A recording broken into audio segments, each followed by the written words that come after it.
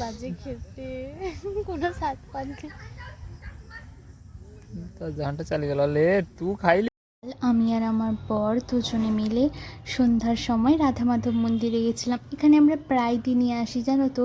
এখানে সুন্দর হাওয়া দেয়, আমাদের ভালো লাগে, প্রায় দিনই সন্ধ্যার সময় আসি। কিন্তু আজকে না একটা অদ্ভুত অন্যরকম লাগছিল, জানো।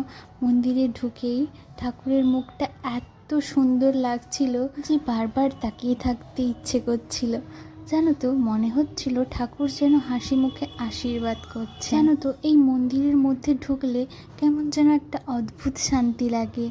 আমার তো খুবই ভালো লাগে, কারণ ঠাকুরকে এত সুন্দর লাগে। প্রণাম করে আমরা মন্দিরের সামনে মাঠে গিয়ে বসলাম। মাঠের চারপাশটা একদম শান্ত, শুধু হালকা বাতাস আর সন্ধ্যার নরম আলো, সেই নিরিবিলি পরিবেশ।